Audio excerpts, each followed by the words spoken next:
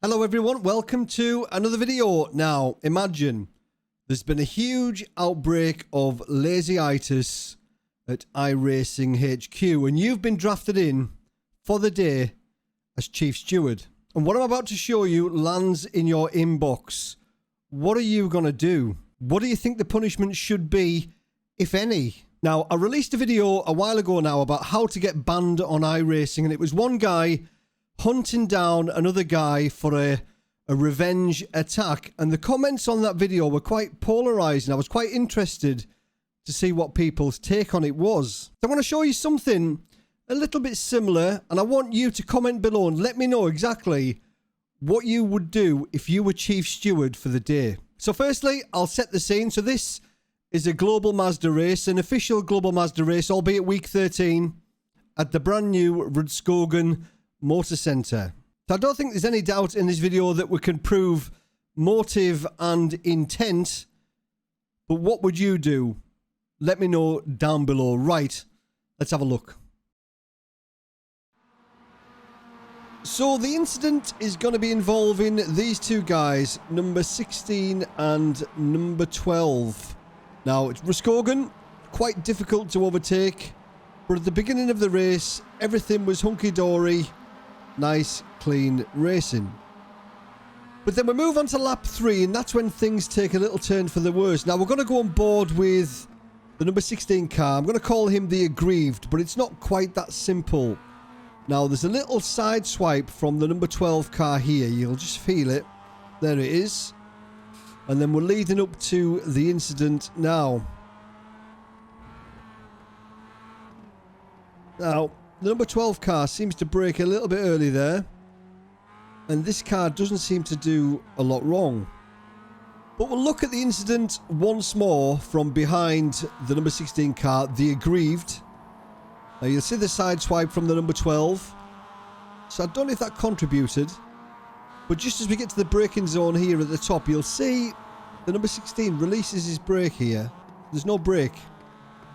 Which makes me think, that might be a little bit naughty.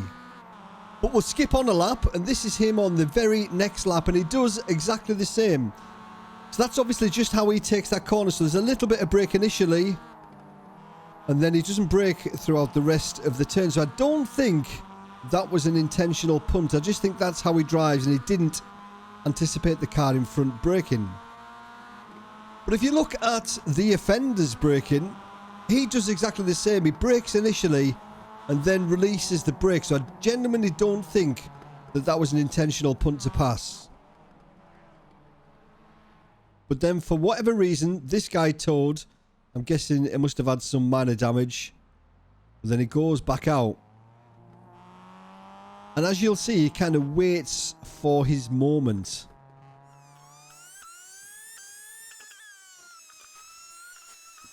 You see him slowly circling round, as in no great rush to catch the cars in front.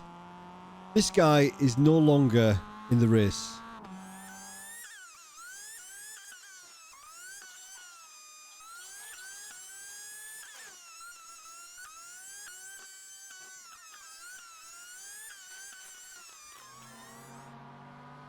He's just waiting for everybody to get past him now. He's leaving loads of room, letting all those guys through.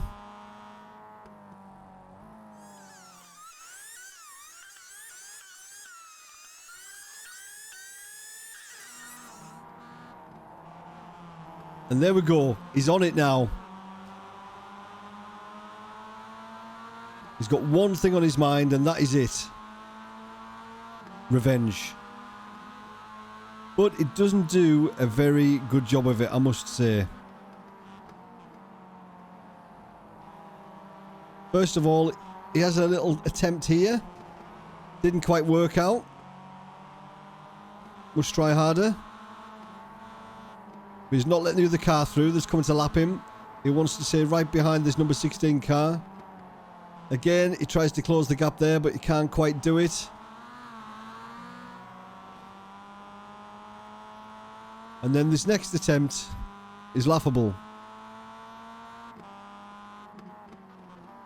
F. The guy knew what was going to happen there. So we had two little nibbles there. None of them worked out. Let some other guys through. So he obviously doesn't want to ruin anybody else's race. He's just angry with the number 12 car. So coming up to the end of the race, this is this guy's last opportunity to vent his frustration. What does he do? Yep, you guessed it. Take that. And disappears in a cloud of dust, just like his membership will be. So, pick the bones out of that one. So let's go over things once more. So, the number 12 car was obviously really cheesed off because the number 16 car had turned him.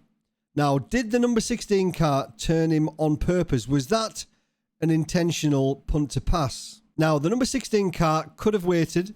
It could have given him that position back. But there's nothing anywhere that states that you have to. So if you have contact with another car and they go off track, well, if you didn't mean it and it wasn't intentional, should you give the position back?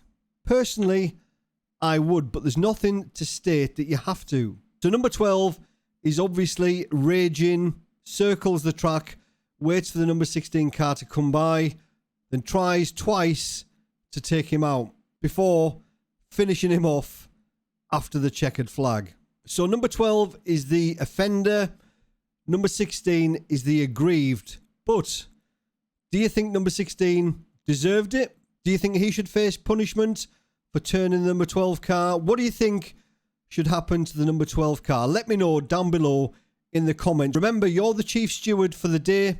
So whatever you say goes. What do you think should happen? I'm really interested to see the results down below. So as always, thanks for watching. Let me know. See you later. Cheers.